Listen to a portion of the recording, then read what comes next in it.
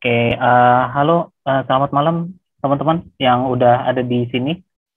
Halo Natania, kemudian Erika, Diva, sama Ilmi Nafis. Halo, selamat malam semuanya. Malam, Kak. Oke, selamat malam. Ini dari fakultas mana aja nih?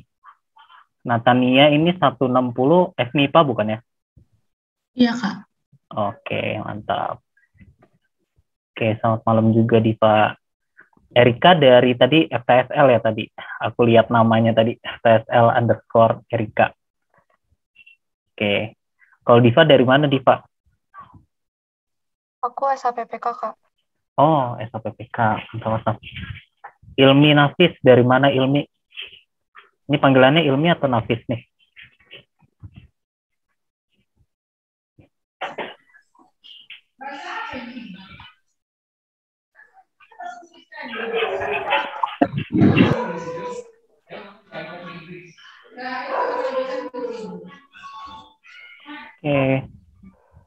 Oke, selamat malam. Oh, enggak tadi masih diem aja di mic-nya, enggak ada suara apa-apa, Ilmi. Iya, makanya aku enggak kedengar. Tapi nggak apa-apa kalau misalkan mic-nya bermasalah, boleh di-chat aja. Oke, teman-teman semua, selamat malam. Selamat datang di free class-nya Axel TPB untuk mata kuliah fisika. Oke, sebelumnya teman-teman, gimana? Ini udah berapa pekan ya setelah mulai KBM? Ini tuh mulai KBM tuh berarti tanggal berapa sih? 23 ya? Harusnya masuk minggu ketiga ya. Gimana? Ada yang mau ngasih kesan pesan gitu? Gimana selama kuliah di ITB selama udah hampir 2 minggu berarti ya? Ini kan minggu ketiga. Ada yang mau speak up? Ada yang mau coba ngomong gitu? Gimana rasanya kuliah ya walaupun online gitu?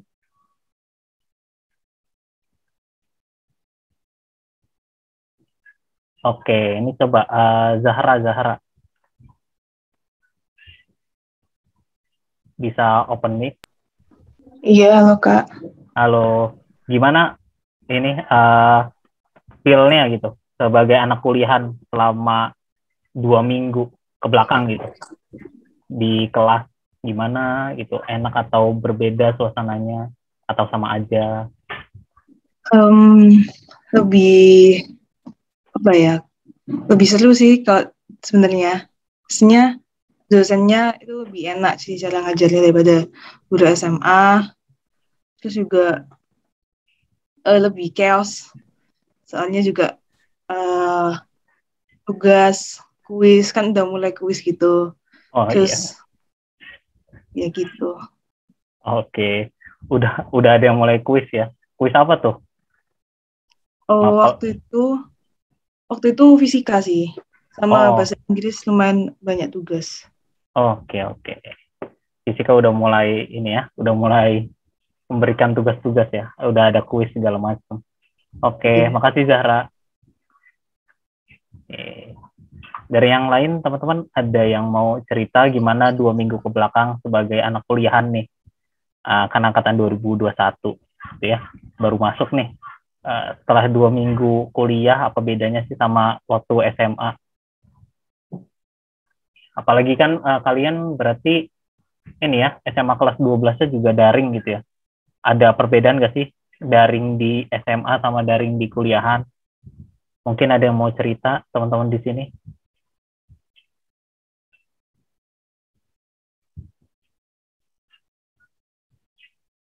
Wah, coba. Ini panggilan siapa ini? Bisa on mic nggak? Ya, Not Kak. ya? Oh, bisa. Oke. Nama panggilannya siapa? Tia, Kak. Tia. Oke, Tia. Gimana? Perbedaannya apa?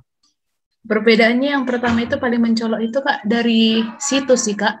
Situsnya banyak kali. Mulai dari Oh, absennya lebih dari satu situs gitu Kak. Habisnya tugasnya beda-beda platform semuanya, jadinya bingung gitu. Astaga, ternyata ini ya, ternyata karena kebanyakan platform yang dipakai justru ya malah jadi bikin bingung. Kalau di SMA Iya. emang pakai apa waktu di SMA sebelum ini Kalau lulus? di SMA itu kebanyakan pakai Classroom Kak. Itu sih yang utama. Oh, karena Enggak. paling paling gampang ya, paling gampang diakses gitu ya. Iya Iya sih, Kak. betul. Nah, Kalau di Classroom. kuliah ini Oh iya, campur kalau semuanya. aku nggak tahu kalau yang tahun ini lebih banyak pakai apa platformnya. Edunext sih Kak. Oh, Edunext. Oh iya, masih ini ya baru sih. Kalau nggak salah tahun lalu belum terlalu dipakai. Kayak benar-benar tahun ini sangat dipakai tuh Edunext. Aku juga belum ngerasain soalnya. Edunext ya gimana, soalnya aku tahun ini tuh tahun terakhir harusnya jadinya aku nggak ngambil SKS apapun, jadinya nggak tahu rasanya pakai Edunext gimana. Tapi semester sebelumnya tuh waktu dari awal-awal pandemi, anak-anak yang kuliah itu angkatan berapapun itu pakainya Microsoft Teams. Jadi semuanya terpusat di Microsoft Teams. Ya cuma kelemahannya karena baru banget digunakan gitu ya. Jadi masih banyak apa ya, banget keangkat gitu si Microsoft Teams tuh. Jadi masih lumayan banyak apa ya, kelemahan gitu sih yang dirasain sama mahasiswanya. Sama mungkin Edunext juga gitu kali ya, karena baru ini juga digunakan. Mungkin masih kurang apa, kita masih perlu penyesuaian juga gitu supaya supaya bisa menggunakannya lebih lancar gitu. Oke. Nah, kalau yang lain ada yang mau cerita nggak? Si Sika udah belajar sampai mana nih di kelas? Mungkin pasti beda-beda nih tiap dosen nih. Ada yang akselerasinya cepet banget, ada yang santai gitu dosennya. Ada yang cuma ngasih contoh-contoh soal gitu. Tiap-tiap dosen beda-beda gitu ngajarnya. Gimana, ada yang mau cerita nggak? Fisikanya udah sampai mana nih sekarang? Oke, sampai dinamika. Oke, Natania. Boleh mana Natania? Mungkin bisa bisa on mic nggak? Iya Kak. Oke. Oh iya, tadi kamu yang ini ya, pertama masuk ya. Uh, Gimana? Udah sampai dinamika, udah belajar apa aja di dinamika? Ininya sih Kak yang kayak hukum Newton, hukum 1 Newton, sampai hukum 3 Newton, terus gravitasi, gaya gitu-gitu sih Kak. Oh, gaya lah ya, berarti yang dipelajari. Berarti udah di awal-awal belajar vektor juga gitu ya? Atau langsung dinamika? Ya, vektor Kak. Oke, sip. Mungkin kayaknya harusnya sih kalau sesuai timeline, kemungkinan sih minggu kedua tuh harusnya ya udah sampai dinamika sih, betul. Udah sampai tentang hukum Newton dan kawan-kawannya itu yang banyak. Tentang gaya intinya. Jadi di mana kita melihat benda atau partikel atau ya biasanya benda, atau kalau di awal-awal tuh kita mengasumsikannya dia sebagai partikel titik gitu ya. Nah, itu kita di dinamika itu melihat gerak suatu partikel itu dengan melihat juga penyebabnya apa gitu. Mungkin di awal-awal harusnya belajar kinematikanya dulu. Kinematika itu dia fokusnya melihat geraknya aja gitu. Ya udah, kita tahu ada benda gerak, ya udah kita analisis geraknya gimana. Contoh paling gampang itu kita naik motor menempuh jarak sekian dengan kecepatan konstan gitu. Nanti berarti kita butuh waktu berapa gitu. Nah, itu kinematika. Kalau dinamika, kita menempuh jarak sekian dengan kecepatan konstan sekian, kita butuh gaya dari engine atau mesin motor kita itu berapa. Nah, itu dinamika gitu. Kita melihat penyebab pergerakan dari si bendanya kayak gitu. Nah, udah masuk materi lagi. Tapi bukan itu yang mau kita bahas ya malam ini. Teman-teman di sini ada yang mau cerita lagi nggak gimana kehidupan TPB yang selama 2 minggu ke belakang?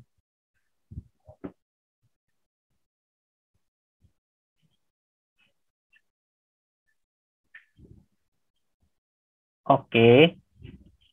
Untuk yang semester ini aku masih belum mendapatkan informasi mengenai gimana sih ujiannya nanti di TPB ya.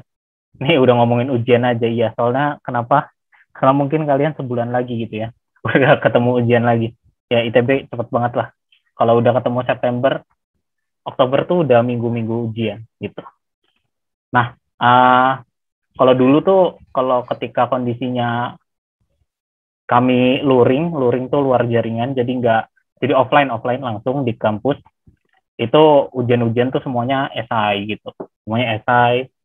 Kalkulus doang yang ada yang ada isian singkatnya, dan itu pun isian singkatnya nggak gampang. Nah itu esai, jadi pengerjaannya seperti apa, nanti kita dilihat pengerjaan satu soal itu kayak gimana. Jadi nggak serta-merta kita dinilainya cuma dari hasil akhirnya aja, tapi kita dilihat dulu nih jalannya kayak gimana sih, kita bisa nggak sih nyelesain ini step by step-nya kayak gimana gitu. Jadi walaupun hasil akhirnya nggak benar, tapi dia ada step by step yang masuk logis gitu ya, sesuai kaidah-kaidah fisika, ya berarti itu dia bisa dapat nilai yang bagus gitu, dibandingkan yang step by step-nya tuh jelek, tapi hasil akhirnya tuh bagus gitu, tiba-tiba nilainya tuh tepat gitu jawabannya. Itu kan jadi tanda tanya ya, itu hasil dari mana kayak gitu. Nah, tapi bedanya di kondisi yang daring gini, kalau tahun lalu itu ujiannya itu pilihan ganda sama isian singkat gitu. Jadi kalian kalau pilihan ganda itu kalau pilihan ganda itu ya tinggal milih aja, ini soal ini pilihannya mana gitu. Tapi kalau misalkan isian singkat itu hampir sama kayak pilihan ganda, cuma ya kita nggak milih gitu, tapi kita jawab. Jadi itu kalau misalkan salah ya salah, benar ya benar gitu. Tapi biasanya kalau tahun lalu tuh, kalau di kondisi online, gini itu ada yang namanya kuis bersama. Nah, si kuis bersama ini sebagai persiapan kalian untuk menghadapi ujian tengah semester itu. Jadi sebagai semacam gambaran juga sih buat kalian. Kayaknya sih bakal diperlakukan lagi, tetap diberlakukan kuis bersama, karena itu cukup membantu sih. Kalau menurut aku lihat soal-soalnya hampir-hampir mirip, walaupun nggak sama persis sama soal ujian yang keluar, tapi itu cukup membantu untuk latihan kalian gitu, buat ngulas-ngulas materi lagi. Itu teman-teman. Teman-teman ada yang mau nanya nggak mengenai TPB itu ngapain aja gitu atau apa, sebelum kita masuk ke materinya, biar kita lemesin dulu badannya, relaxin dulu.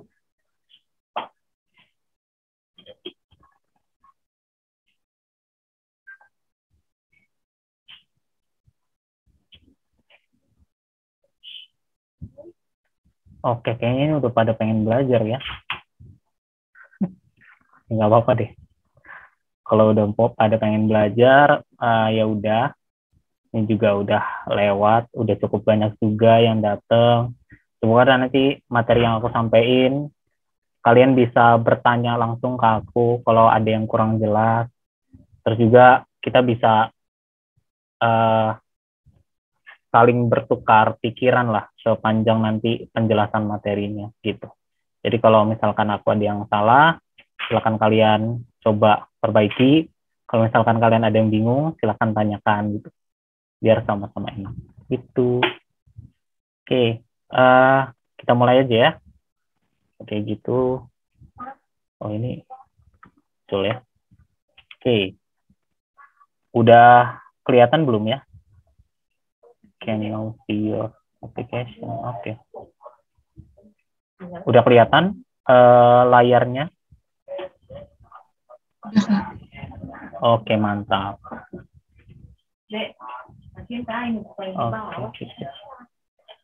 Oke, jadi untuk materi yang mau aku sampaikan di pertemuan hari ini itu adalah mengenai energi dan usaha.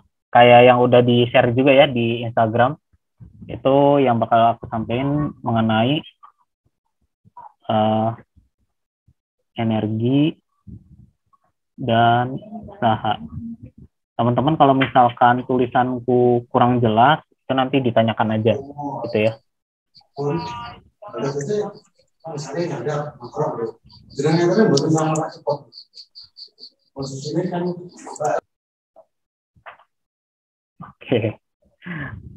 Oke, kita mulai aja ya. Nah, kita mulai kan ini kita mau membahas energi dan usaha ya. Nah, kita bahas dari yang paling dasarnya dulu, itu energi, ya.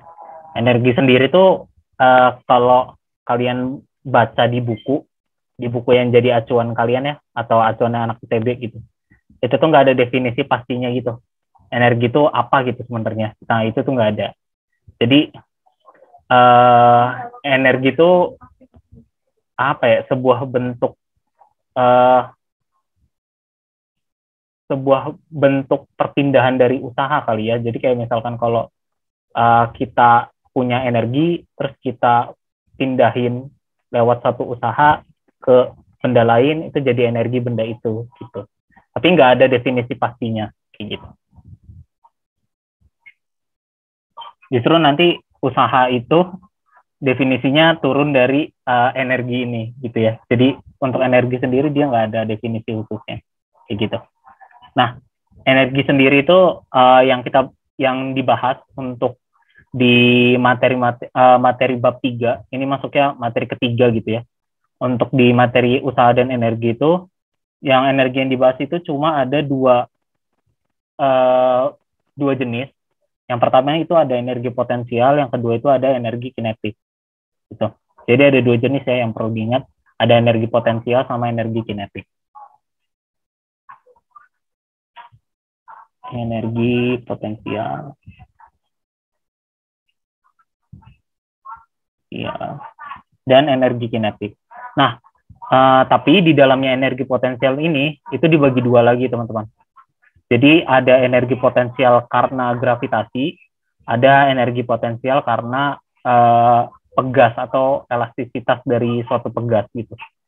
Ini mungkin juga udah cukup familiar juga persamaannya nanti kalau teman-teman lihat di sini. Yang pertama tuh ini ya, mengenai energi, ini aku singkat ya, EP gravitasi gitu. Energi potensial gravitasi. Nah, persamaannya seperti yang kita tahu, persamaannya itu simple, sederhana gitu ya, MGH. Yang mana M itu adalah massa, kemudian G itu percepatan gravitasi, dan H itu adalah ketinggian atau lokasi dari suatu benda gitu. Nah, kalau kita gambarin kurang lebih kayak gini.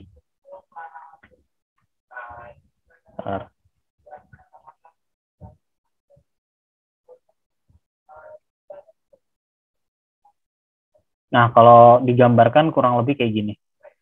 Jadi, EP ini nilainya itu sebenarnya bisa negatif, bisa positif. Mungkin dulu kita waktu SMA tahunya ya udah EP itu pasti positif gitu ya, karena kan hanya ketinggian. Tapi ternyata hanya ini dia bergantung sama acuan yang kita gunakan. Jadi H ini dia diukur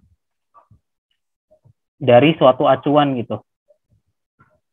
Nah, biasanya acuannya itu dianggap sebagai titik nolnya gitu. Jadi di sini aku punya garis titik nol, terus di sini ada gambaran kira-kira dua benda ya. Nah, nilai H-nya itu akan negatif kalau letak bendanya itu ada di bawah titik acuan kita. Karena kita biasanya menganggap bahwa ke atas itu positif, ke bawah itu negatif. Tapi sebenarnya ini bisa kebalikannya gitu, terserah kita aja menggunakan asumsinya. Tapi umumnya yang digunakan itu ke bawah negatif, ke atas positif. Karena ya itu acuan aja sih sebenarnya.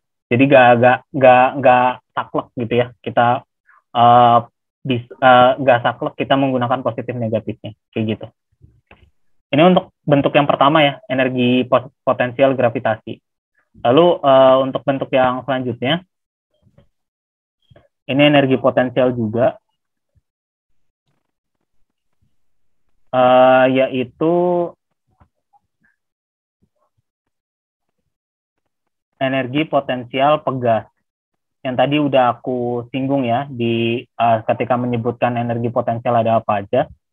Nah, energi potensial pegas itu persamaannya adalah setengah Kx kuadrat gitu. Nah, K itu apa? K itu konstanta pegas. Jadi, setiap pegas itu, dia punya yang namanya konstanta. Nah, konstanta ini biasanya jadi, karakteristik dari suatu pegas gitu. Jadi, setiap pegas itu punya nilai K yang berbeda-beda. Gitu. Tergantung dari si pembuatnya. Nah, oh ya ini salah ya. Ini bukan X aja. Ini biar enak tuh. Ini delta X kuadrat. Nah, kenapa delta X? Karena ini tuh delta X ini perubahan panjang pegasnya. Ya. Jadi bakal dilihat perubahannya itu seberapa berubah gitu ya. Ya mirip-mirip sama ini gitu ya. Ini kan H gitu ya. Diukur dari titik nolnya. Delta X ini sebenarnya juga diukur dari titik setimbang si pegasnya gitu. Titik setimbang itu apa? Titik setimbang itu ketika pegasnya itu tidak akan bergerak kemana-mana selama tidak ada yang dia tuh nggak ditarik ataupun nggak didorong gitu. Jadi pegasnya itu nggak akan bergerak. Nah itu titik setimbangnya namanya.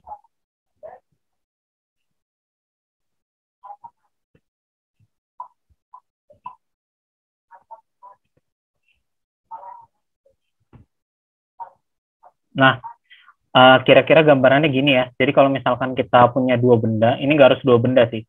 Satu benda juga cukup, satunya lagi dia titik yang diam gitu. Jadi kalau dia punya dua benda, di sini kondisinya nggak tegang ketika kondisi awal. Jadi kalau misalkan kita tekan gitu ya, itu si pegas ini akan memberikan gaya yang berlawanan.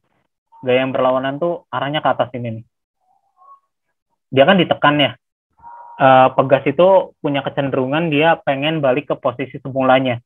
Makanya kalau ditekan, maka gaya pegasnya itu akan ke arah yang berlawanan gitu, ke arah luar.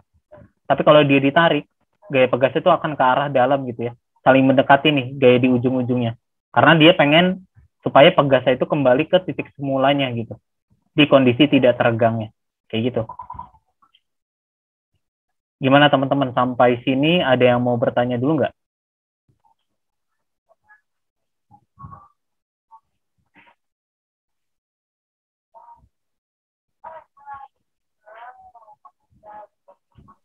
Aku mau nanya dong, Kak. Iya, kamu bertanya, Kevin? Iya. Silakan Iya. kalau mau bertanya. Itu kan di pegas itu kan ada gaya F gitu, Kak. Kalau misalkan itu kan dari kedua ujung itu misalkan dikasih gaya F, itu resultannya jadi 2F atau tetap 1F, Kak? Gimana tadi kalau di kedua ujungnya? Dikasih gaya F masing-masing. Itu nanti resultannya jadi 2F atau tetap F, Kak? Oke. Gayanya ke arah mana dulu? Pertama itu, gayanya ke arah mana dulu? Terus, ya jadi sebenarnya ini ya, jadi kondisinya tuh mungkin ini agak kurang jelas ya gimana penampilannya.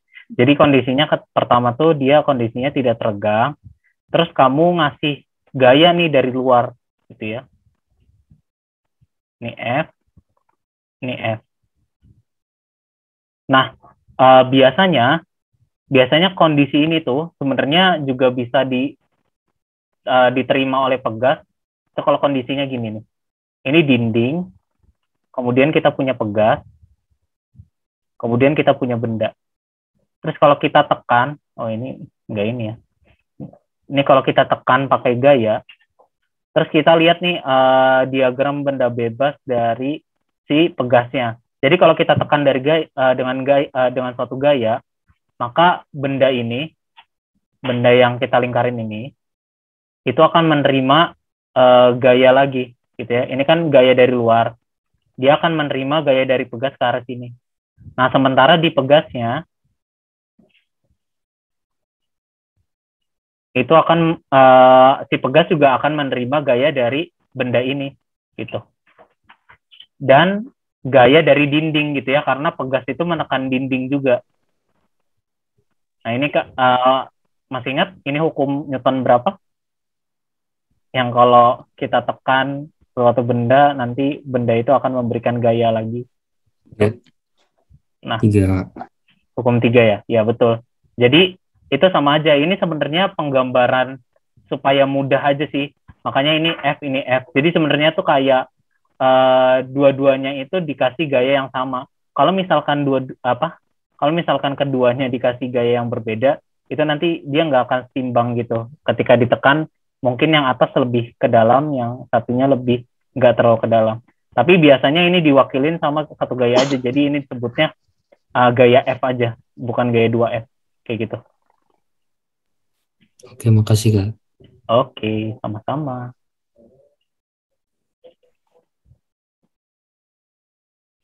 Gimana? Yang lain ada yang mau bertanya? Kalau nggak ada, aku mau lanjut ke bentuk energi yang selanjutnya.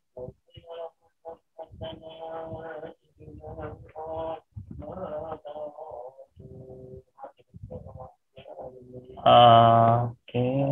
Kalau belum ada, aku lanjut dulu ya. Jadi, tadi itu energi potensial ya. Kemudian aku udah sempat nyinggung juga tadi di awal, kalau kita itu punya bentuk energi lain, yaitu energi kinetik, yang dibahas di bab ini gitu. Jadi di materi bab ini tuh yang dibahas itu 3 energi ini.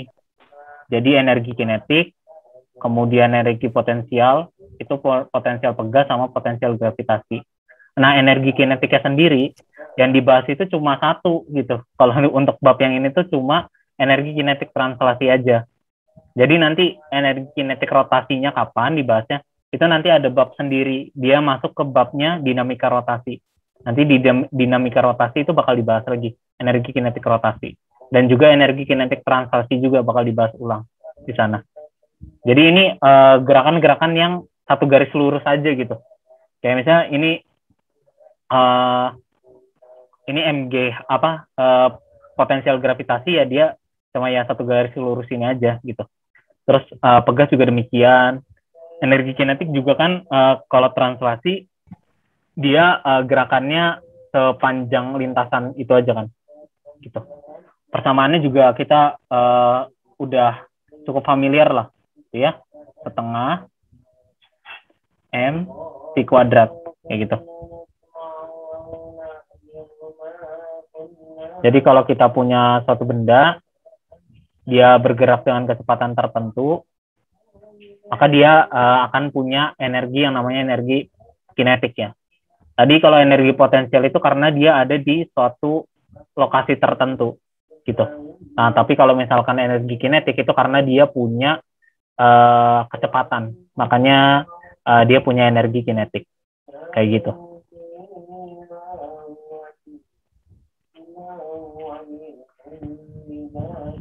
Lalu yang penting lagi yaitu mengenai ini hukum konservasi energi. Nah, biasanya ini yang cukup sering keluar soalnya itu di yang hukum konservasi energi gitu. Jadi kalau misalkan pertanyaan tunggal mengenai energi kinetik, rasanya itu jarang banget muncul di ujian ataupun kuis gitu. Lebih sering tuh nanti tentang si konservasi energinya. Konservasi energi. Atau kalau dulu mungkin kita nyebutnya hukum kekekalan energi gitu ya. Ini sebenarnya sama aja. Konservasi sama kekekalan itu sama aja. Hukum konservasi energi yang diamati untuk bab ini tuh sebenarnya dibatasi untuk energi mekanik aja gitu. Sebatas sampai situ aja. Jadi persamaannya itu bakal energi mekanik itu sama dengan energi kinetik ditambah energi potensial itu sama dengan kekal atau sama gitu ya, atau konstan. Jadi total energi mekanik dari suatu benda itu di satu posisi, jika nggak ada gaya luar yang bekerja pada benda tersebut, maka energi mekaniknya itu akan tetap sama gitu di posisi yang satunya gitu. Jadi kan cuma mengamati kondisi pertama sama kondisi kedua aja kayak gitu. Ya, jadi itu ya. tambahannya ada energi kinetik, ada konservasi energi. Sampai sini teman-teman ada pertanyaan lagi?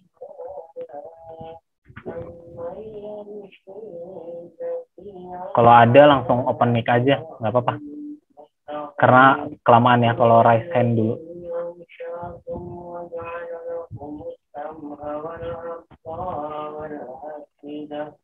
Atau ini udah cukup familiar gitu ya sama kalian. Jadi untuk masalah rumus sudah hatam lah kalian. Mungkin nanti penerapannya yang kadang susah gitu, kadang bingung gitu ya orang-orang. Ini gimana sih harusnya lihat soal kayak gini tuh harusnya apa dulu yang dilihat gitu, apa dulu yang dikerjain gitu.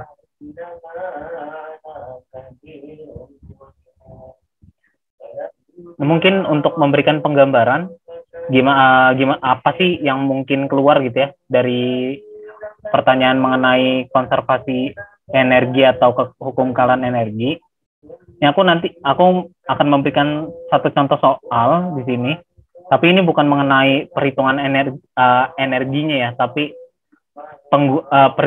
bukan perhitungan tiap energinya, tapi ini penggunaan hukum konservasi energi karena itu yang cukup sering keluar gitu dibandingkan memperhitungkan energi masing-masing bentuk energinya kayak gitu. Ini contoh soal. Ini udah aku buat.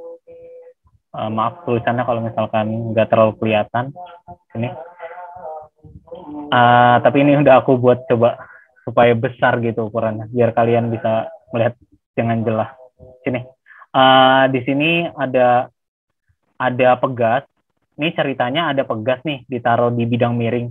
Dia ditaruhnya di ujung atasnya. Bisa dilihat pada gambar. Terus ada suatu benda. Benda ini yang bawah ini yang ungu. Yang ungu ini. Yang aku arsir ya. Benda yang ungu ini dia masanya 2 kg. Jadi ini dia punya massa M. Itu 2 kg. Kemudian si benda ini dia didorong ke atas. Itu ya dikasih gaya awalan sampai dia punya satu kecepatan awal atau laju awal. Nah, dia punya laju awal ke arah atas. Kita misalkan sebagai V0 gitu ya. V0.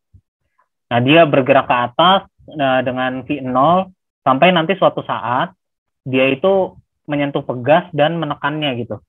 Jadi ketika udah sampai di atas ini, si pegas ini tertekan sehingga tertekannya itu sejauh 10 cm.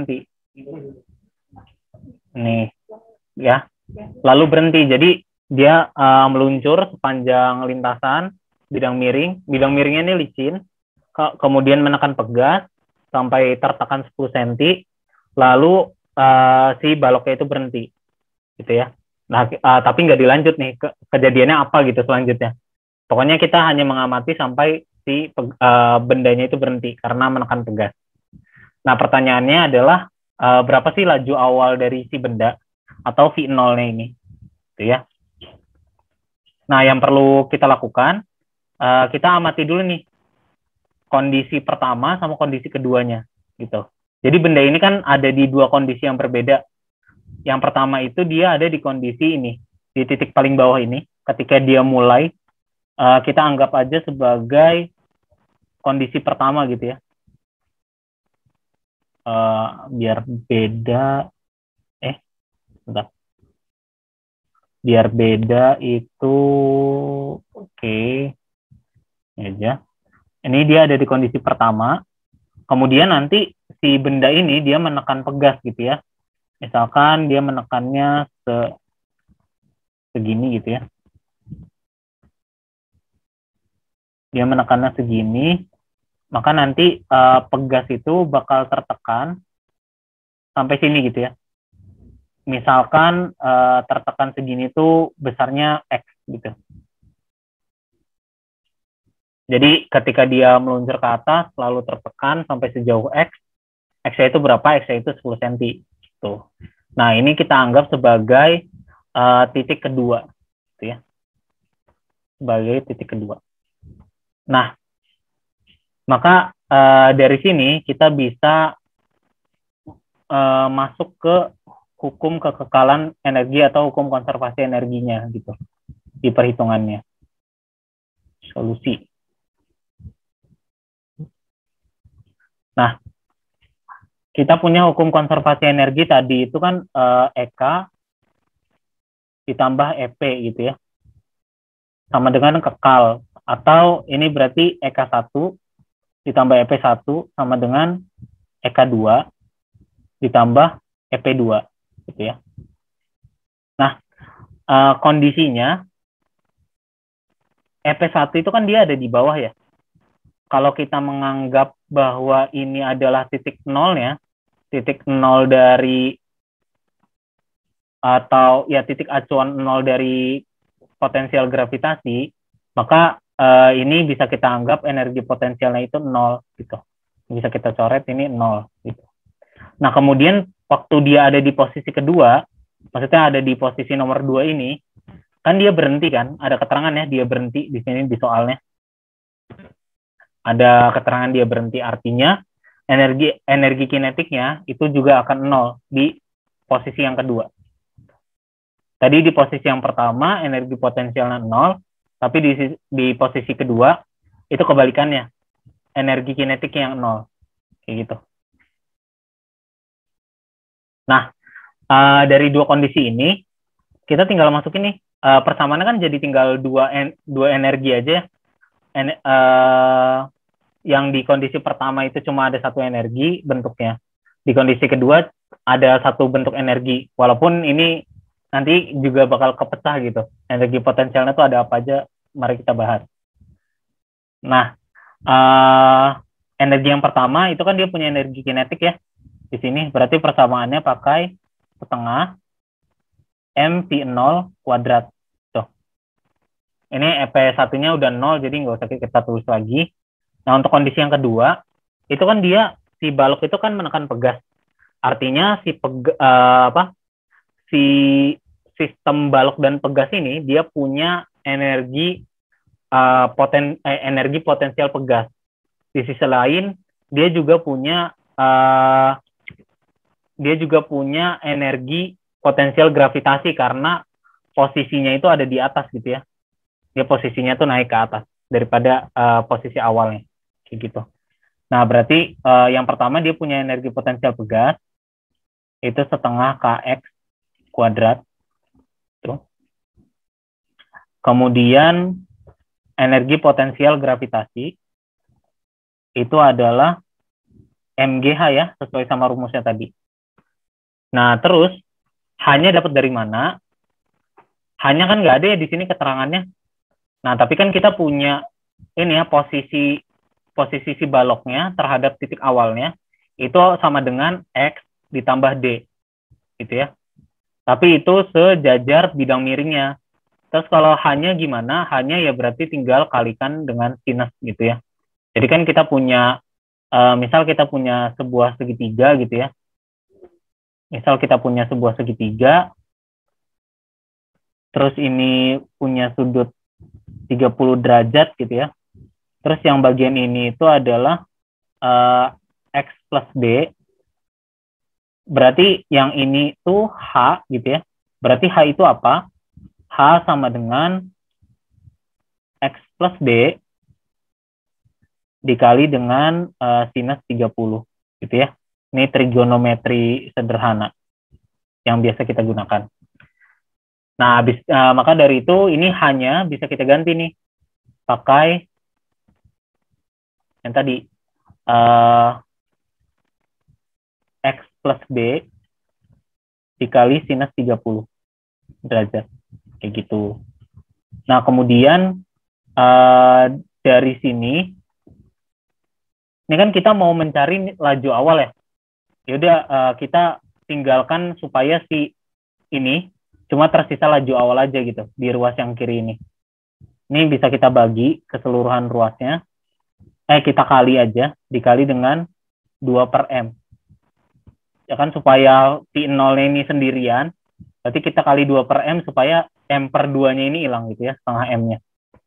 Nah, dari itu di sini kita dapatkan pi 0 kuadrat itu sama dengan sini kx kuadrat per m ditambah 2G kali X plus B.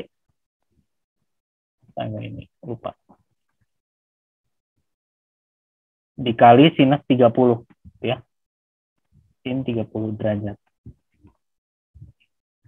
Nah, dari sini kita tinggal input aja ya, kita masukin aja angka-angkanya. Di sini kan udah ketahuan ya, angkanya berapa aja. Berarti pi 0 kuadrat ini sama dengan K-nya kan 150 dari soal. X-nya 10 cm, berarti 0,1 kuadrat. Kemudian massa bendanya 2 kilo. Lalu ditambah 2, G-nya karena ini di soal nggak diketahui, kita pakai yang 9,8. Kemudian X-nya tadi 10 cm juga, berarti 0,1. Ditambah D-nya 1 meter. Kemudian dikali sin 30 itu setengah. Gitu. Maka di sini kita peroleh nilainya itu sama dengan 11,53. Ini karena kita udah kuliah, karena sudah kuliah gitu ya, jadi boleh pakai kalkulator gitu buat ngitung ini. Nah, nanti kalian akan memperoleh hasil akar dari pi 0 kuadratnya itu adalah 3,4 meter per sekon gitu. Jadi ini jawabannya. Jadi laju awal dari bendanya itu adalah 3,4 meter per sekon. Gitu teman-teman. Sampai sini ada yang mau bertanya?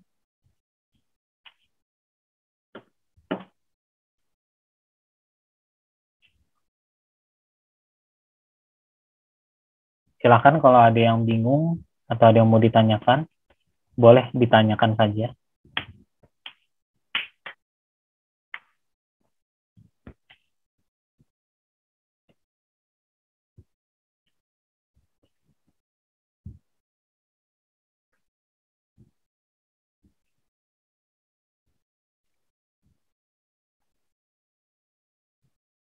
Mau nanya Kak, Oke, boleh, silakan. kalau misalnya Kak, itu kan di soal itu kan ada pegas Kak di atas Kak. Ya. Kalau misalnya nggak ada pegas itu, jadinya rumusnya gimana ya Kak? Jadi gantian mana? Oke. Ya, Kak. Oke, makasih Tia atas pertanyaannya. Nah, bagus, ada yang nanya nih. Kalau nggak ada pegas gimana? Jadinya kalau nggak ada pegas, jadi perubahan energi kinetik itu sama dengan perubahan energi potensial. Jadinya nanti dilihat aja dia berhentinya di titik mana, gitu ya. Berarti kan itu bisa diukur tuh sepanjang lintasan dia nempuh jarak berapa, nanti dikaliin lagi sama sinus sudutnya, gitu. Jadi nanti kalau misalkan ternyata di atas ini nggak ada pegas, jadi persamaannya tinggal setengah mv 0 kuadrat itu sama dengan mgh gitu ya.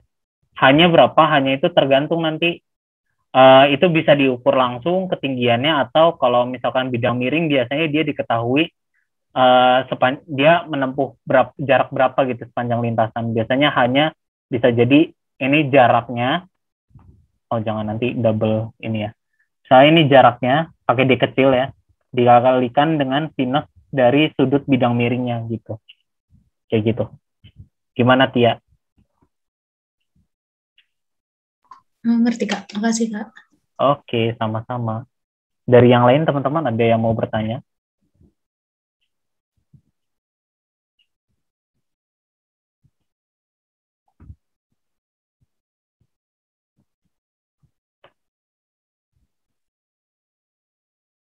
Oke, kalau udah nanti mungkin kalau misalkan sekarang belum ada pertanyaan, boleh disimpan dulu. Kalau tiba-tiba nanti ketika penjelasan ada pertanyaan, aku lanjut dulu ya ke materi yang berikutnya, itu mengenai usaha.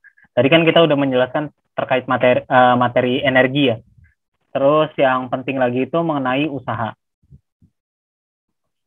Oke.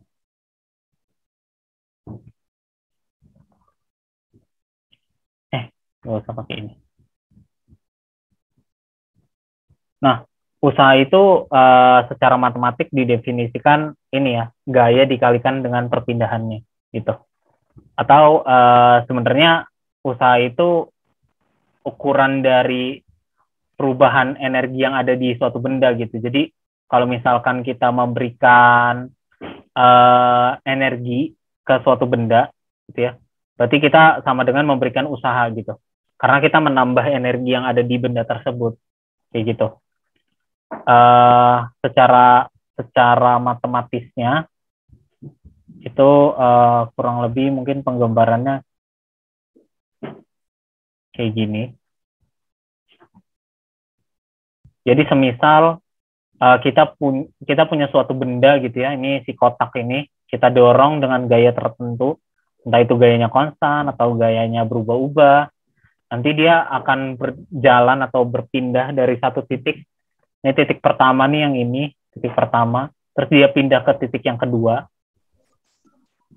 Nah, itu tuh kita melakukan usaha gitu ya. Kalau ada perpindahannya, itu syaratnya ya, syarat usaha itu harus ada perpindahannya. Jadi kalau misalkan kalian memindahkan sesuatu dan dia itu tidak bergerak, walaupun energi kalian maksudnya walaupun yang kalian berikan itu udah banyak, gitu ya, pokoknya udah capek banget lah. Tapi kalau dia nggak berpindah, itu kalau secara fisika itu kalian nggak dianggap melakukan usaha gitu. Jadi kalau secara fisika harus ada perpindahan gitu ya. Intinya kalian mau kasih gaya sebanyak apapun, kalau bendanya nggak pindah berarti kalian dianggap tidak melakukan usaha apapun. Atau kalau bendanya berpindah, tapi berpindah sampai nanti dia ada di titik yang sama gitu sama titik awal, jadi dianggap nggak berpindah gitu. Artinya kalian nggak melakukan usaha. Kayak kalian lari gitu ya, ngelilingin lapangan. Dari awal titiknya, titik start sama titik finish itu ternyata merupakan titik yang sama.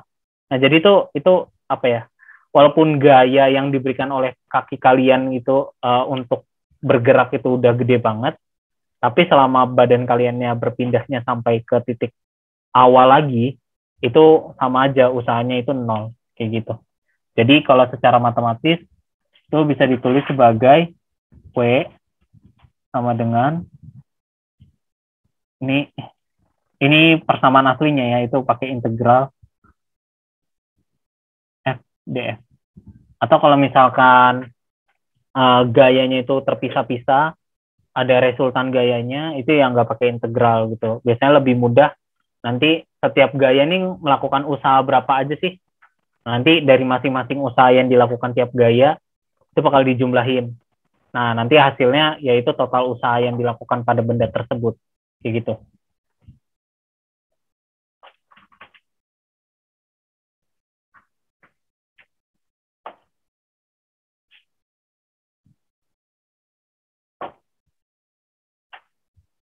Nah, contohnya seperti ini.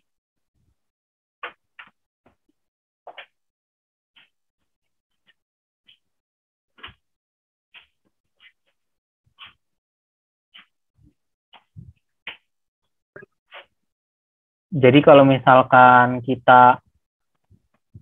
terdapat 3 buah gaya gitu ya, bekerja pada suatu benda, ini bisa dilihat gambarnya di bawah ini. Ada gaya F1, ada gaya F2, ada gaya F3. Nah, ini masing-masing arahnya beda-beda. Tiap gaya juga ini udah ada nilainya di soal ya. F1 5 Newton, F2 8 Newton, F3 5 Newton. Ya. Ternyata benda itu ketika diberikan gaya sedemikian rupa ini, dia bergeser 4 meter ke kanan. Gitu ya. Jadi bergeser 4 meter ke kanan. Nah, berapa usaha total yang dilakukan pada benda gitu oleh gaya tersebut? Ya. Nah, berdasarkan persamaan ini, seperti yang aku bilang tadi, kalau misalkan ada banyak gaya, itu kalian bisa menghitung masing-masing usaha yang dilakukan oleh gaya tersebut gitu. Atau kalau misalkan mau mudah, kalian cari aja dulu resultan gayanya, kemudian dikaliin sama perpindahannya gitu. Biar perhitungannya kali jadi gitu, usahanya dapat langsung hasil akhirnya. Ini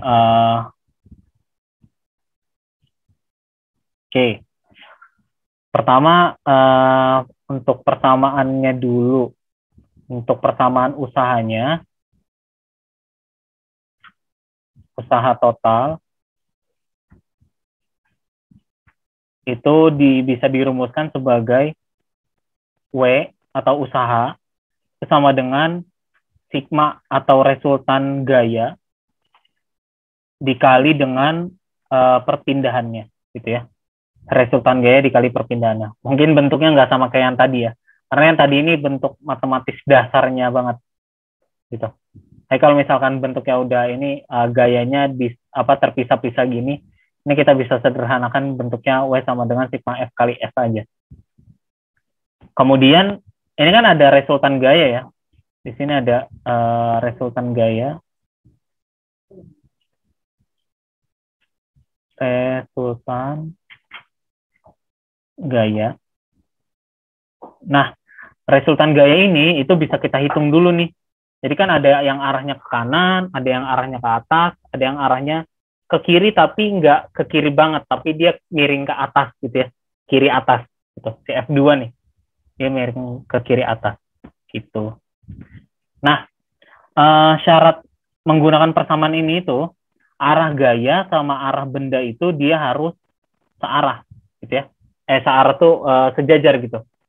Kalau dia nggak sejajar, berarti berarti usaha yang dilakukan oleh si gaya itu sama dengan 0. Jadi kayak misalkan, ini aku punya ini ya, pulpen gitu ya. Aku tarik ke atas, dia gesernya ke atas.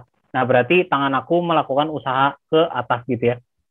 Nah, tapi kalau misalkan aku tarik ke atas, tapi ternyata dia gesernya itu ke kiri, kalau di layar ke kiri kan ya. Ya.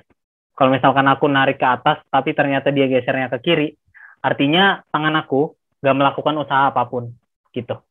Atau kalau aku geser ke kiri, ternyata dia naiknya ke atas, gitu, dia geraknya malah ke atas. Nah, itu artinya nggak melakukan usaha apapun. Jadi, gayanya itu harus satu garis atau sejajar, gitu ya, dengan perpindahannya, kayak gitu. Nah, ini kita lihat aja nih, gaya yang nggak sejajar sama perpindahan itu yang mana. Ini kan bendanya bergeser ke kanan ya. Ini ada satu gaya nih, dia asing banget, dia malah ke atas gitu. Si F3 nih. F3 ini dia arahnya ke atas. Artinya si F3 ini ya dia nggak akan melakukan usaha apapun gitu ya. Atau usaha oleh F3 ini bakal nilainya 0 gitu. Iya, tadi ada yang on mic. Oke, mungkin kepencet ya. Lanjut lagi. Oke, jadi pertama kita hitung resultan gayanya dulu. Resultan gaya.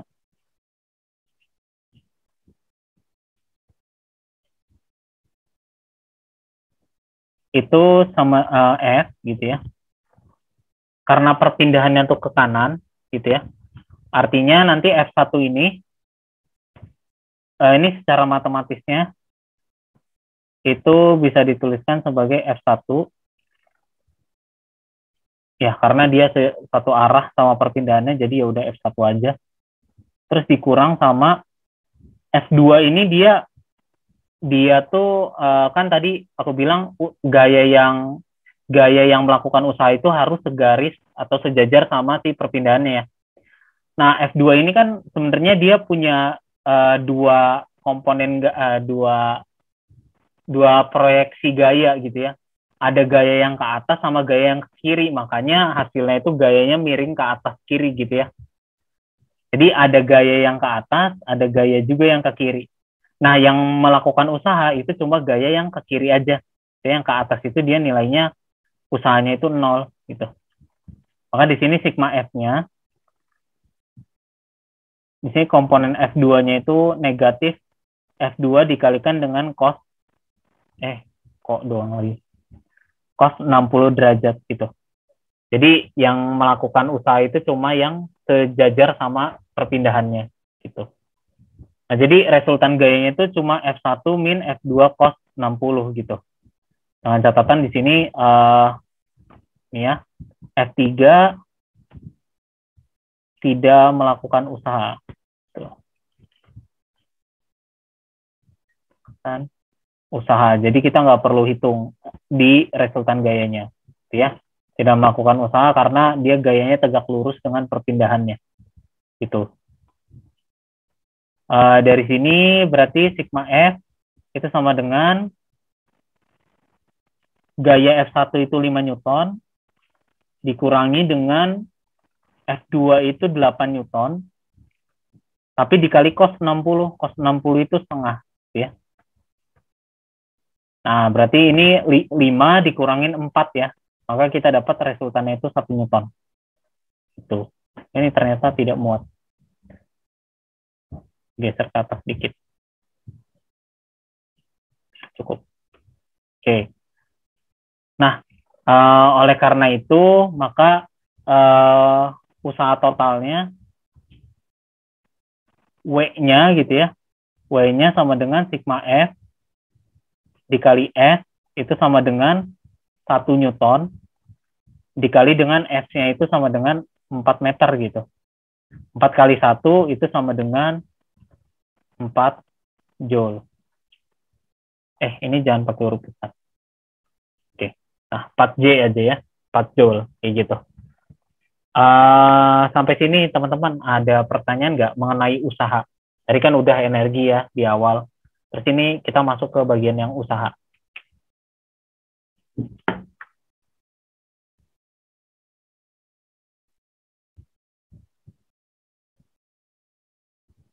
Ini ada 34 partisipan. Apakah ada yang mau bertanya, teman-teman? Dari 34 partisipan yang ada? Ada dari FMIPA nih, ada dari FTTM juga, 164. Masih cukup jelas. Oke, mantap. 167 itu dari... Aku lupa lagi. 167. 161, 16, aku lupa. FTI ya, 167 tuh.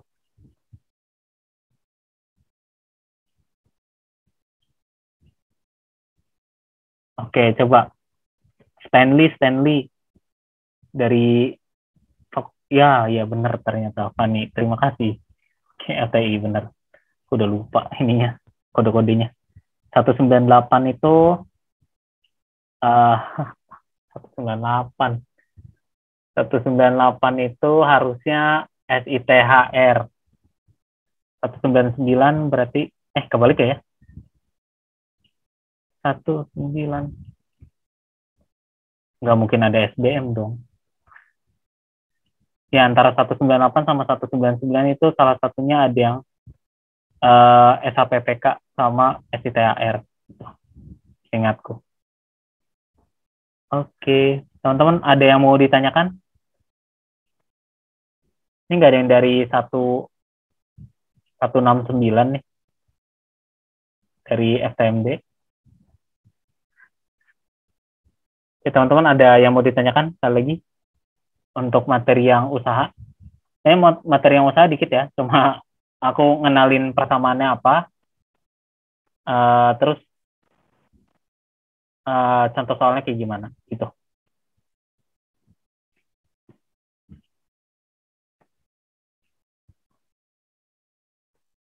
Oke, kalau belum ada yang mau ditanyakan, kita lanjut lagi aja. Ini sebenarnya jadi materi yang terakhir sih. Kalau yaitu tentang ini teorema usaha dan energi. Teorema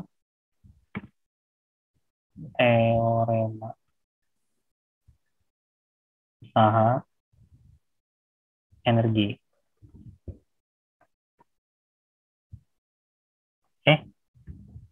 Jelek banget titik. Nah, ini yang tadi udah sempat aku singgung di awal ya. Jadi kalau misalkan kita memberikan suatu benda itu kita berikan satu energi, artinya kita melakukan usaha di benda tersebut gitu. Nah, makanya perpindahan energi dari satu benda ke benda lain itu ya biasanya disebut dengan usaha gitu. Tapi nanti tinjauannya bakal beda lagi kalau kita bahas termodinamika. Karena bentuk perpindahannya bisa macam-macam. Tapi kalau dalam hal ini, biasanya perpindahan energinya itu dalam wujud usaha gitu ya. Jadi kalau misalkan ada benda yang diam, terus kita dorong sampai dia punya kecepatan tertentu, maka sebenarnya itu kita memberikan energi dari badan kita supaya si benda ini jadi punya energi kinetik gitu. Nah, artinya kita memberikan usaha ke benda tersebut kayak gitu. Nah, persamaannya sendiri itu usaha itu kan dilambangkan dengan W ya. Mana sih W? Nah, W. Nah, usaha sendiri itu terbagi menjadi dua sebenarnya teman-teman. Ada usaha yang non-konservatif sama usaha konservatif gitu. Jadi ini WNK gitu ya aku tulisnya, sama WK. Ini untuk yang non-konservatif, ya aku singkat aja non-kon. Terus yang ini WK ini yang konservatif. Gitu. Jadi yang non konservatif itu apa? Jadi non konservatif itu dia bergantung sama lintasannya gitu. Jadi usaha yang dilakukan itu bergantung sama lintasannya. Jadi contohnya itu adalah usaha oleh gaya gesek. Kan itu dia tergantung ya sama lintasannya. Jadi kalau lintasannya kasar ya berarti usahanya sekian gitu oleh gaya gesek. Kalau misalkan lintasannya tuh licin ya berarti nggak ada usaha oleh gaya gesek. Jadi kita bisa meninjau titik awal dan titik akhirnya aja gitu. Yang nanti bisa balik lagi ke hukum kekekalan energi tadi ya, atau hukum konservasi energi. Nah, usaha itu merupakan komponen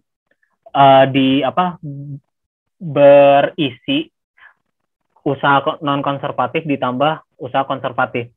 Nah, hasil penjumlahan ini atau hasil dari usaha itu sama dengan perubahan energi. Biasanya tuh untuk bab yang ini tuh perubahan energi yang dilihat itu perubahan energi kinetiknya. Gitu. Nah, usaha yang non konservatif tadi itu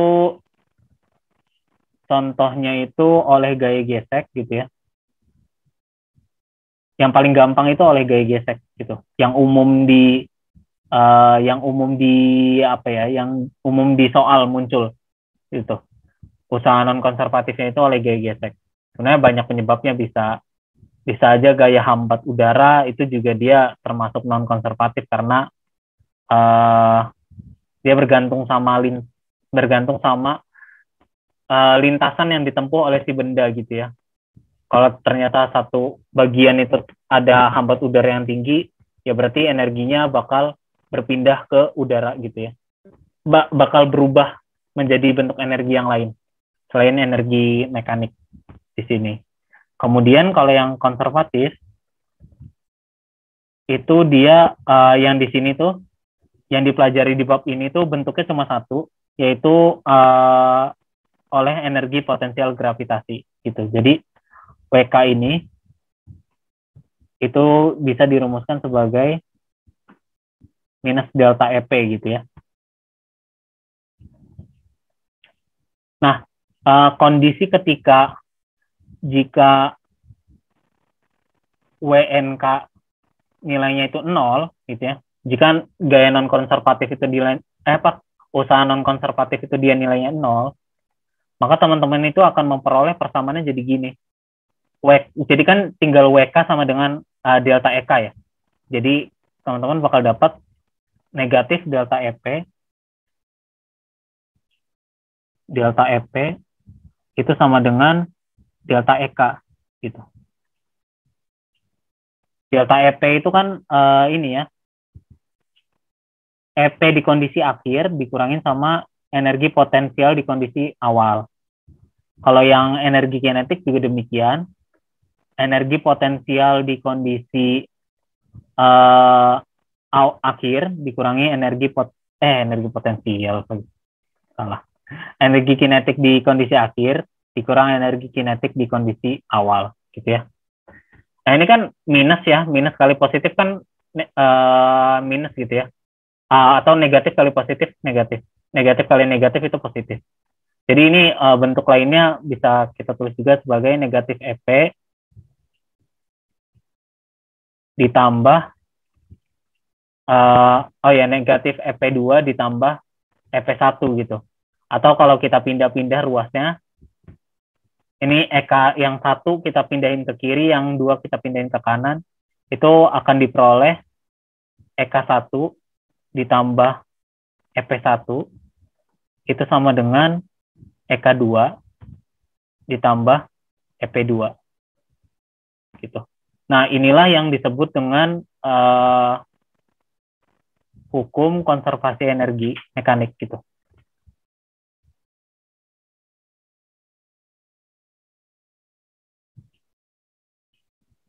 Di mekanik.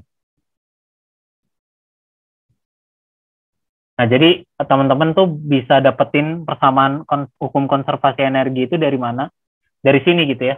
Dari teorema usaha energi. Jadi kondisinya ketika gaya non konservatif itu tidak melakukan usaha atau WNK-nya itu nilainya 0, maka usaha oleh gaya konservatif itu sama dengan perubahan energi kinetiknya, atau nanti akan diperoleh hukum konservasi energi mekanik yang tadi udah dibahas di awal ya, yang persamaannya ini EM sama dengan EK ditambah EP sama dengan kekal, itu sama aja. Kalau mau digali itu hasilnya bisa diperoleh juga dari sini, kayak gitu. Ini masuk ke contoh soalnya mengenai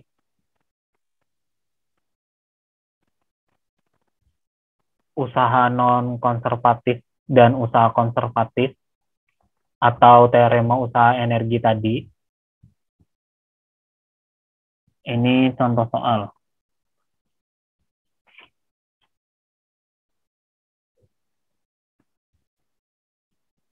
Nah, ini dia.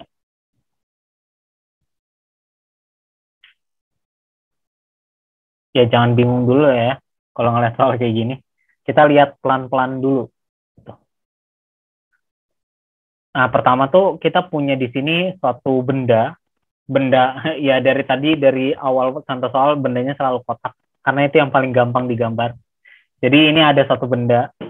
Ini dari awal tadi contoh soal pertama itu bendanya selalu kita anggap benda titik, walaupun bentuknya kotak segede apapun itu dianggap benda titik.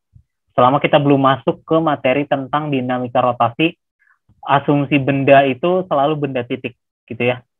Jadi bendanya itu dimensinya bisa kita abaikan, bahkan mobil, truk, terus bis, pesawat gitu itu bisa kita anggap sebagai benda titik. Kalau sebelum kita masuk ke dinamika rotasi gitu.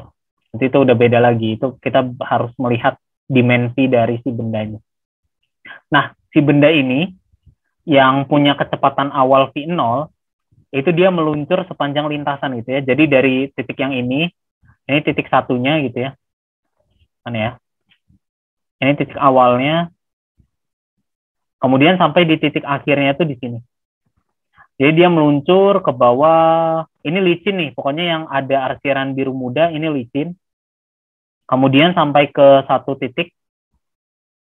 Itu titik awal dari jarak D ini. Itu wilayah yang kasar ini, gitu ya. Jadi ketika benda itu berhenti di ujung jarak D ini, ditanyakan berapa sih jarak D-nya itu, gitu ya.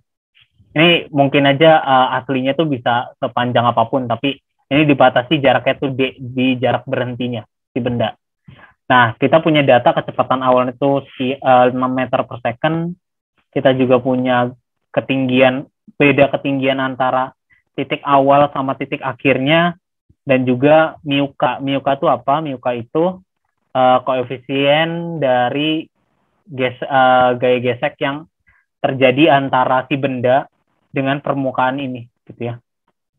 Jadi koefisien gaya gesek itu belum tentu sama ya kalau bendanya berbeda, gitu ya. Kalau di kenyataan itu benda yang berbeda itu bisa menghasilkan koefisien gaya gesek yang sama, yang beda, walaupun di tempat yang sama. Misalkan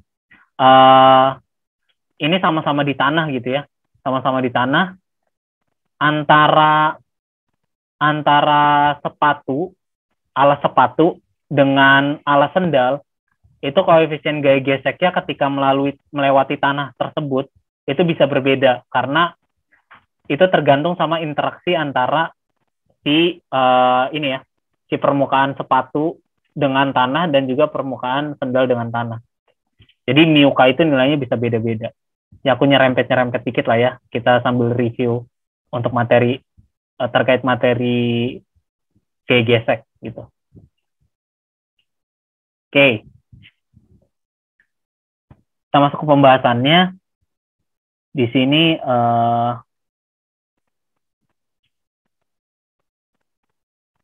ini kita punya kondisi awal, kemudian punya kondisi titik yang kedua. Nah, ini kan karena ini merupakan di sini kan ada wilayah yang kasar gitu ya permukaannya, artinya nanti akan timbul usaha oleh gaya non konservatif gitu. Atau di contoh ini berarti gaya gesek gitu ya. Usaha oleh gaya gesek. Berarti kita bisa pakai persamaan yang ada di teorema usaha dan energi. Yaitu persamaannya adalah WNK gitu ya, ditambah WK itu sama dengan delta EK gitu ya. Usaha non konservatif ditambah usaha konservatif sama dengan perubahan energi kinetiknya. Kemudian usaha non konservatifnya itu apa? Yaitu usaha dari gaya gesek ya. Karena usaha dari gaya gesek itu selalu berlawanan arah sama gerak benda, maka nilai usahanya itu negatif. FK ini FK gitu ya. WNK itu dari FK dikalikan dengan jaraknya gitu ya. Kan gaya geseknya cuma bekerja di wilayah ini aja. Berarti ini dikali sama D gitu. Kemudian tadi WK itu sama dengan negatif delta EP gitu. Kemudian ini delta EK. Gitu. Nah, FK-nya dapat dari mana? FK-nya itu seperti kita ketahui bahwa gaya gesek kinetik itu rumusnya sama dengan μk dikalikan dengan gaya normal yang bekerja pada benda. Gaya normalnya berapa? Ini bisa kita anggap sama dengan gaya beratnya gitu ya. Kenapa bisa sama? Karena kan si benda ini kan bergerak sepanjang lintasannya doang ya. Apalagi ini kan bekerja gaya geseknya tuh di bagian ini aja. Nah, ketika di bagian ini kan gerak bendanya itu cuma geser doang kan. Nah, karena geser doang artinya dia nggak ada gerakan ke atas ataupun ke bawah.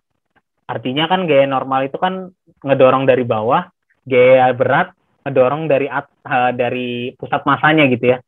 Nah, supaya seimbang atau supaya nggak ada pergerakan ke atas ke bawah, artinya gaya normal itu harus sama dengan gaya berat yang bekerja. Makanya gaya geseknya itu atau gaya normalnya itu bisa kita pakai M dikalikan G. Kayak gitu. Nah, habis itu tinggal masukin aja ke persamaannya. Berarti ini negatif μk dikali mg dikali dengan D-nya itu perpindahan gaya geseknya.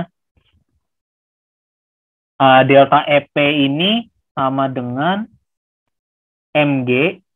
Kan yang namanya delta EP itu kan berarti delta dari perubahan energi potensial ya. Potensial di sini kan cuma ada gravitasi. Nah, perubahan energi potensial gravitasi itu ya seperti halnya selisih pada umumnya. Selisih energi pada umumnya berarti energi akhir dikurang energi awal. Nah, energi awalnya itu kan posisinya di sini ya, di titik ini. Energi akhir itu posisinya di titik yang ini. Ya. Di titik 1 ini energi awal, di titik akhirnya itu di titik 2 ini. Gitu ya. Nah, titik 2 itu posisinya lebih tinggi daripada titik 1. Selisihnya berapa ketinggiannya? Selisihnya itu H. Berarti ini sebenarnya bisa kita tulis langsung negatif MGH aja. Gitu. Terus delta EK-nya gimana? Delta EK-nya itu kita lihat kecepatan awalnya itu kan V0. Di titik 1 ini kecepatan awalnya V0. Tapi di titik 2 dia berhenti gitu ya. Di soal kan dibilang tentukan jarak D di mana benda akan berhenti. Nah, Di titik 2, karena titik 2 itu benda berhenti, artinya kecepatannya 0. Artinya perubahan energi kinetiknya bernilai negatif gitu ya. Kan dari yang awalnya dia punya kecepatan, jadi nggak punya kecepatan. Berarti ini nilainya sama dengan setengah minus setengah mv0 kuadrat gitu. Karena kita fokusnya untuk mencari nilai D-nya, ya, D-nya berapa sih? Gitu. Nah, ini bisa kita bagi nih. Bisa kita jangan bagi deh ya, biar enak tuh kita kali ya. Kita kali dengan negatif 1 per mu K dikali M dikali G. Supaya ini nanti tinggal D aja gitu. Nah, setelah itu kalau kita udah kalikan, ini akan diperoleh D, kemudian ditambah H per mu K sama dengan V0 kuadrat dibagi dengan 2 mu K dikali dengan G. Kayak gitu. Nah, dari hasil persamaan yang ini, karena kita fokusnya untuk mencari nilai D-nya, ya udah berarti H per mu K ini bisa kita pindah ruaskan. Kan di sini kita peroleh V0, kok jadi VA? V0 kuadrat per 2 mu K kali G dikurang H per mu K. Gitu. Yaudah, ini tinggal input aja angkanya ya. Tadi kan angkanya udah ada semua nih. V0-nya tadi 6 meter per sekon, hanya 1, mu K-nya 0,4. Ini 6, kita kuadratkan, kemudian dibagi dengan 2, mu K-nya itu sama dengan 0,4.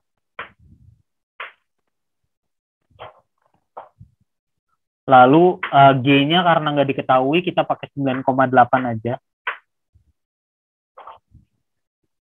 Dikurang sama H-nya itu kan 1 tadi ya, 1 meter, mu K-nya 0,4.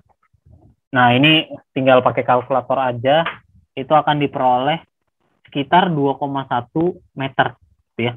Jadi kita peroleh jarak D-nya itu sekitar 2,1 meter. Kayak gitu.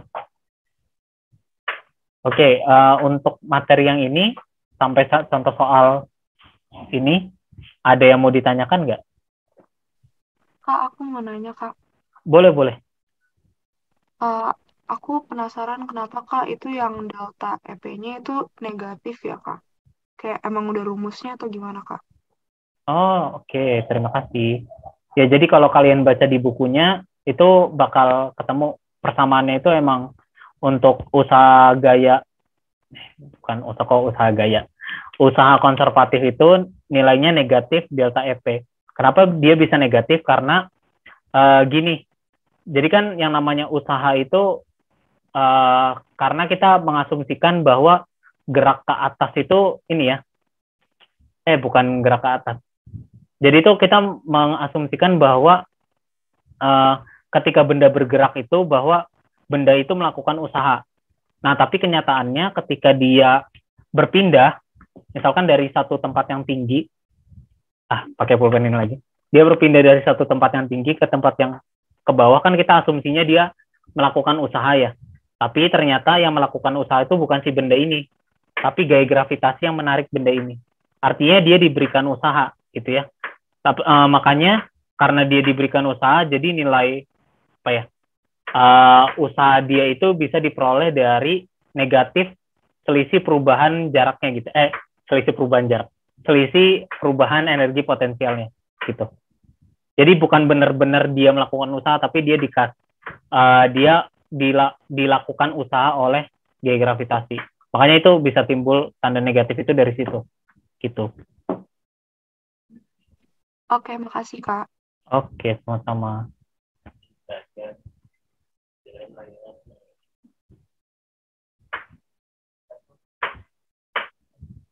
Tadi, oke, sama-sama di Pak. Ini ada Natania nanya, Kak, maaf, tadi yang delta EK kenapa negatif? Oke, jelasin ulang ya. Kenapa delta EK-nya tadi negatif? Karena yang namanya delta EK itu energi kinetik di kondisi akhir dikurangi energi kinetik di kondisi awal. Kondisi akhirnya itu dia diam, artinya energi kinetiknya itu 0. Kondisi awalnya energi kinetiknya setengah mv0 kuadrat, gitu ya. Jadi 0 dikurangin sesuatu nilai yang positif, itu hasilnya akan negatif, gitu ya. Kayak 0 dikurangin 1 jadi negatif 1, kayak gitu. Oke, sip, mantap. Dari yang teman-teman yang lain, ada yang mau ditanyakan? Nggak harus dari soal yang ini, mungkin dari yang tadi udah kelewat, itu boleh juga ditanyain.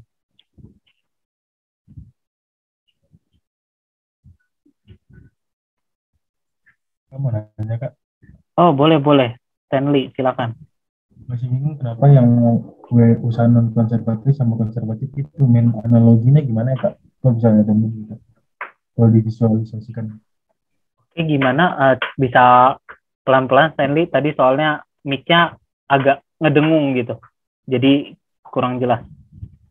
Itu yang usaha non konservatif sama usaha konservatifnya kenapa main ya Kak? Analoginya gitu. Masih Oh, belum connect. non-konservatifnya kenapa min? Gitu ya? Oke. Ya. Non-konservatifnya kenapa min? Karena usaha gaya gesek itu pasti berlawanan arah dengan gerak benda, gitu ya.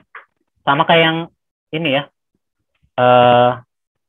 Jadi kalau misalkan ini sifatnya gaya gesek itu pasti selalu berlawanan sama arah gerak benda. Oh, kok nggak mau? Ini ada benda. Jadi kalau misalkan kita punya satu permukaan gitu ya, nggak usah, jangan digambar permukaannya dong. Kita punya suatu benda, dia bergerak ke sini gitu ya, dia bergerak ke kanan dengan kecepatan tertentu. Nah, si gaya gesek itu pasti arahnya ke sini nih. Berlawanan arah sama si gerak bendanya. Dia selalu berlawanan arah. Makanya usahanya itu nilainya negatif.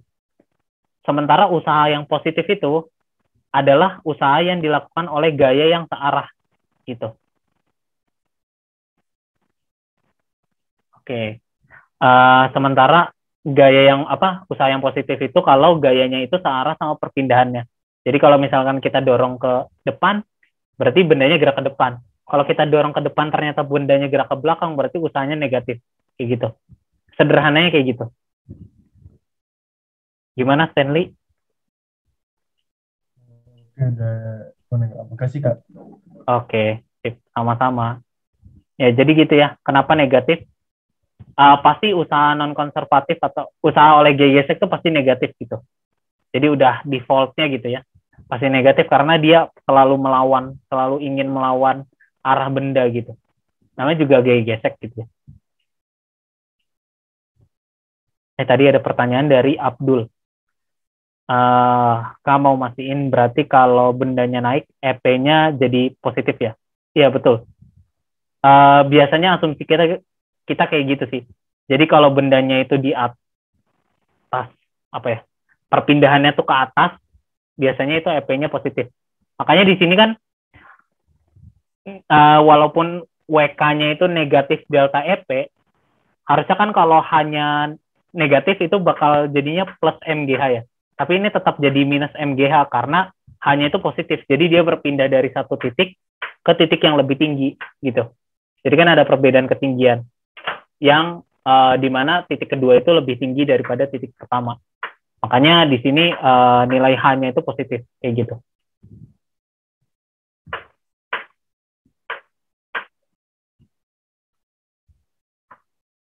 Ya sesuai sama contoh yang ini kan kebetulan juga bendanya naik ya. Sama contoh juga yang tadi nih, yang di sebelah ini. Itu juga dia bendanya naik kan. Makanya MGH-nya tadi positif. Gimana Abdul? Sudah oke? Oke, sip, mantap. Kok nggak pop up ya chat ini? Harus dibuka terus. Oke, dari teman-teman yang lain ada yang mau bertanya lagi? Nanya Kak. Oke, boleh Tia. Kak, biasanya Kak soal-soal dalam usaha non konservatif atau usaha konservatif kayak gini ya Kak, atau ada bentuk-bentuk lain gitu Kak?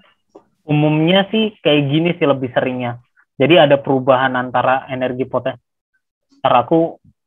Aku agak lupa kalau ada, kayaknya ada energi potensial pegas. Tapi biasanya kalau yang aku pernah kerjain itu maksimal itu cuma ada 2 perubahan energi, sama satunya itu tambahan energi non konservatif ini. Jadi 2 perubahan energi ini bisa potensialnya itu potensial pegas ke energi kinetik atau potensial gravitasi ke energi kinetik atau sebaliknya gitu. Sama tambahannya itu ya tadi usaha non konservatif gitu. Bentuk soalnya ya gini-gini aja sih sebenarnya. Jadi pertama dia ada di satu posisi. Kalau dengan pegas berarti misalkan awalnya pegas itu ditekan sejauh berapa sentimeter, kemudian bendanya terdorong, itu kan artinya ada perubahan energi dari potensial pegas jadi energi kinetik kan. Nah, terus ternyata si benda ini meluncur di lintasan yang kasar, gitu ya. Nah, si energi kinetik ini dia berubah jadi energi apa ya? Entah itu energi panas atau apapun, disebabkan karena adanya usaha non konservatif tadi, kayak gitu. Soalnya kurang lebih tentang perubahan energi dan ada usahanya dari si non konservatif tadi, kayak gitu paling ya. Terima kasih Kak. Oke, sip. Teman-teman kalau misalkan punya e-book atau e-book dari kalau fisika A tuh Holiday gitu ya. Kalau fisika B itu Cutnell. Itu tuh banyak soal-soal di situ gitu. Itu bisa dijadiin latihan juga buat ngelihat-ngelihat soal-soalnya kayak gimana gitu.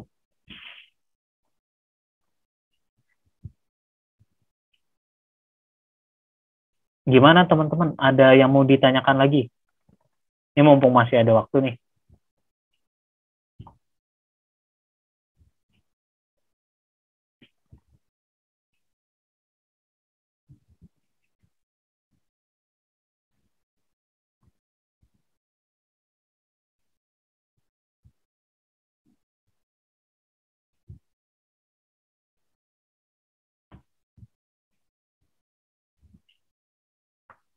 Ada pertanyaan. Oke. Yang bagian usaha diresultan gayanya, ada gayanya yang nggak sejajar dengan. Iya, betul. Ya, jadi teman-teman, syarat gaya itu dia melakukan usaha, itu dia harus sejajar gitu ya. Gak harus segaris sih, tapi yang penting sejajar gitu ya. Jadi kalau misalkan bendanya itu, ini sekali lagi pulpen lagi, ketika pulpennya itu pindah ke kiri gitu ya, dan gayanya itu memang ke kiri, itu dia berarti melakukan usaha. Atau ternyata pulpennya itu ke kiri dan ada gaya yang ke kanan gitu ya, nahan. Nah, sebenarnya gaya ini melakukan usaha, tapi ya usahanya kalah gitu ya sama gerak pulpen ke kiri ini, kayak gitu. Nah, tapi kalau misalkan ternyata gerak bendanya itu ke kiri, tapi kita melakukan usaha ke atas, itu kan itu karena tegak lurus, jadi usahanya itu otomatis 0 gitu. Sebenarnya kalau secara matematis ada, itu dikalikan cosinus gitu ya. Kan kalau geraknya ke kiri, gaya kita ke atas itu kan berarti kiri sama atas itu kan membentuk sudut 90 derajat ya. Cos 90 derajat itu kan 0, sama dengan 0. Karena sama dengan 0 artinya dia nggak melakukan usaha gitu. Itu secara matematisnya kayak gitu. Gimana? Tadi Erika ya kalau nggak salah yang nanya. Iya, ke bawah juga termasuk. Ke atas, ke bawah. Tapi lihat lagi ya arah geraknya itu kemana gitu. Nah, itu jangan jadi acuan. Kalau emang ternyata arah geraknya ke bawah, gayanya ke bawah, ya berarti dia melakukan usaha si gayanya. Ih, mantap. Ada lagi teman-teman yang mau bertanya?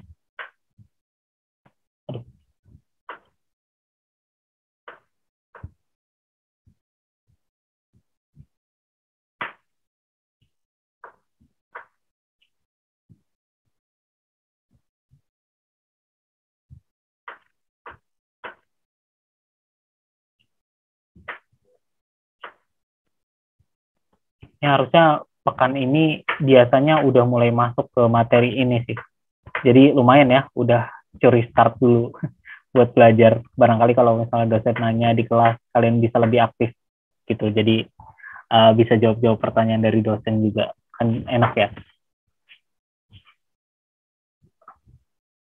Oke. Ini banyak sih, ini ada 29. Dikurang aku jadi 28. Oh, banyak sekali, banyak orangnya. Ada lagi teman-teman yang mau bertanya?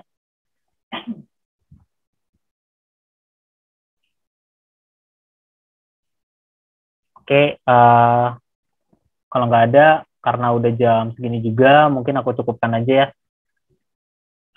Nanti, oh ini apa ini? Oke, Kak dikasih nggak ya? Aku lupa juga sih. Nanti bakal bisa sebenarnya nanti untuk rekaman ini, ntar aku ini dulu ya. Dulu SS boardnya gimana ya? Cara nge-SS itu gimana coba? Ini gede banget. Segini kelihatan nih yang mau screenshot.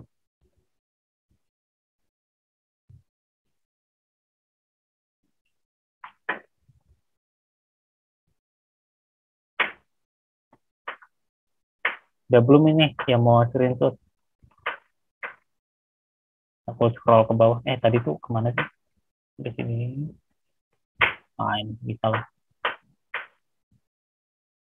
Oh ya. Semoga udah di screenshot. Oke, teman-teman, mungkin sekian aja dari aku. Semoga ilmu dari aku apalagi nih.